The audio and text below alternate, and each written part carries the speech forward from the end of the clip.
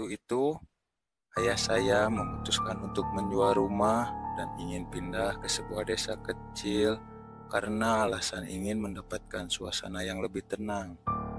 Dan pada akhirnya, ayah saya mendapatkan informasi rumah yang sesuai keinginannya dari internet.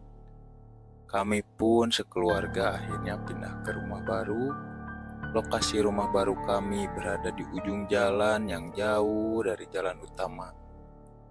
Awalnya saya menolak karena rumah itu berada di tempat terpencil dan agak jauh dari warga yang lain. Tapi saya tidak bisa menolak karena keadaan ekonomi keluarga kami yang sedang sulit. Akhirnya saya pun mau gak mau ya ikut orang tua saya. Keadaan rumah baru kami terdapat 4 kamar dan 1 kamar mandi di luar, yang makin membuat saya tidak betah. Setelah 4 hari kami tinggal di rumah tersebut, tidak ada hal aneh apapun yang terjadi. Tetapi setelah hari kelima, bertepatan dengan malam Jumat Kliwon, saya mulai merasakan keanehan di rumah ini. Dari mulai suara pintu yang terbuka sendiri, di dalam langit-langit terdengar suara seperti langkah kaki. Kadang di kamar mandi, keran air juga terbuka sendiri.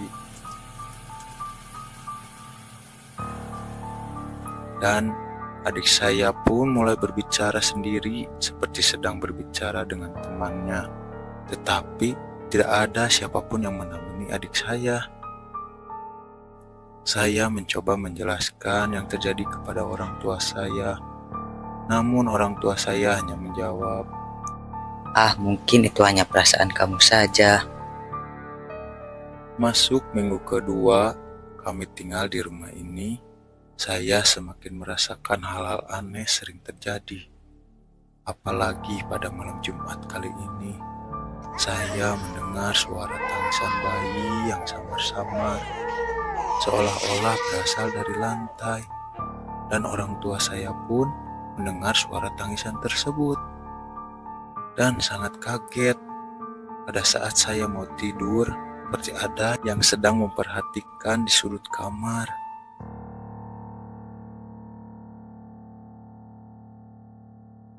Pada saat saya mau bangun, badan pun terasa sangat berat, seperti ketindihan. Pada Sabtu malam, saya terbangun jam 2 karena ingin pergi ke kamar mandi.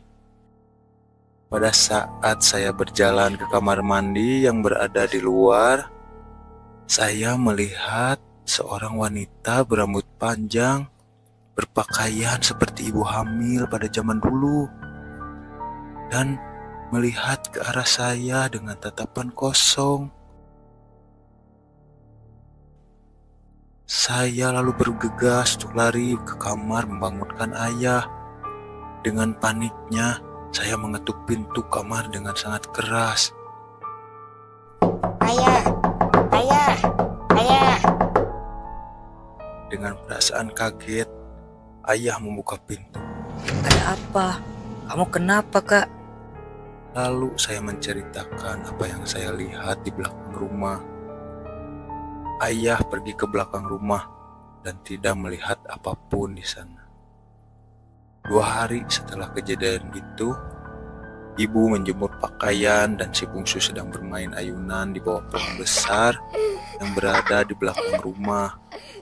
Ibu bengong melihat si bungsu seperti berbincang dengan seseorang.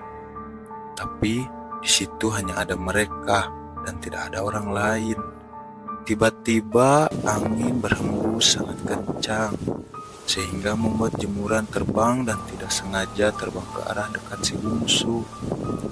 Betapa kagetnya ibu melihat jemuran tersebut, seperti menutupi seseorang anak kecil. Dan saat kain itu ditarik, tidak ada apa-apa.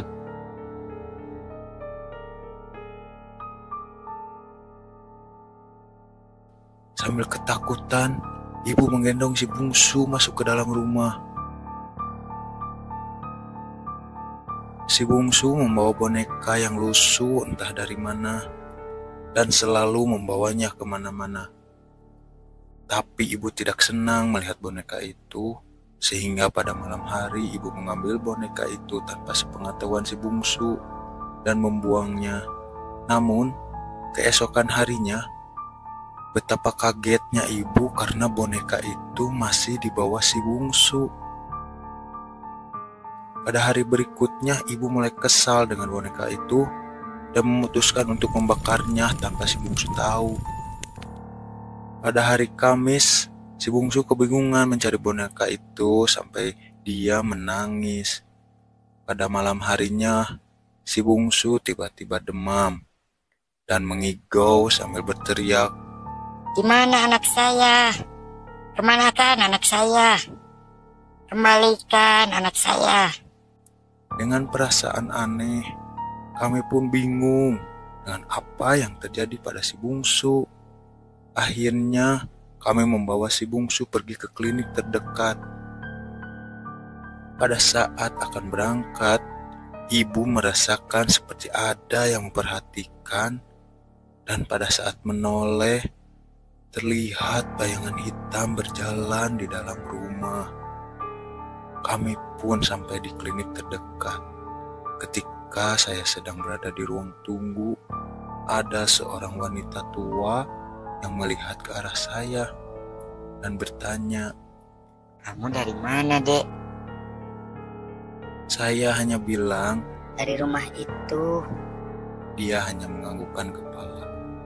Setelah pulang dari klinik, si bungsu masih demam dan sering mengigau dengan kata-kata yang sama, yang membuat kami panik. Tiba-tiba ada yang mengetuk pintu. Saat saya membukakan pintu, ternyata yang datang itu si nenek yang saya temui di klinik.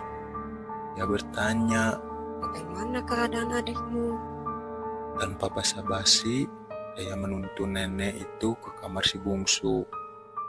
Ayah kaget melihat kedatangan nenek itu. Seketika nenek menyuruh saya untuk mengambilkan segelas air dan mencipratan air dengan daun ke seluruh badan si bungsu. Dan si bungsu perlahan-lahan mulai tenang. Setelah berbincang cukup lama, wanita tua itu pun pergi. Pada minggu berikutnya, teror di rumah ini pun semakin mengerikan. Dari mulai keran kamar mandi yang mengeluarkan air berwarna hitam, lantai tengah rumah yang mengeluarkan bau busuk sangat menyengat, peralatan dapur yang berantakan pada malam hari, banyak terdengar suara tangis bayi yang sangat keras pada tengah malam. Dan pada saat ayah mau ke kamar mandi, ayah melihat wanita hamil berpakaian zaman dulu di dalam kamar yang terkunci. Dan ibu ketika di dapur melihat sosok anak kecil yang berlumuran darah sedang bermain di belakang rumah. Pada hari itu malam Jumat, hujan deras disertai angin dan petir, dan rumah yang gelap dikarenakan mati listrik membuat suasana rumah semakin mencekam. Semua jendela di rumah tiba-tiba terbuka dengan sangat keras dan membuat kami terkejut.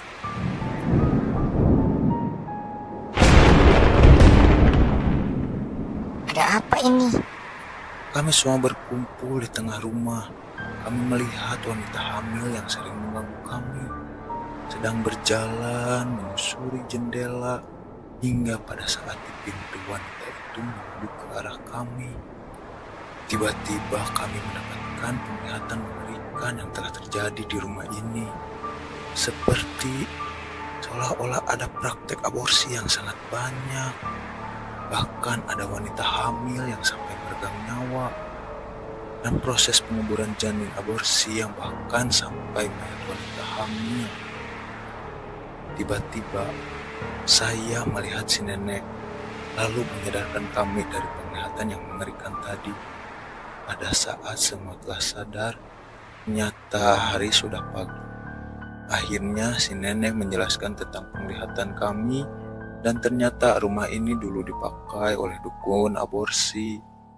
Nenek tersebut dulu adalah saudara dari dukun itu, dan dia mengajak kami ke kamar yang selalu terkunci. Ternyata kamar tersebut adalah tempat praktek dukun aborsi pada saat itu. Setelah kami mengetahui hal tersebut, kami memutuskan untuk pergi dari rumah ini dan berniat untuk pindah dari rumah ini.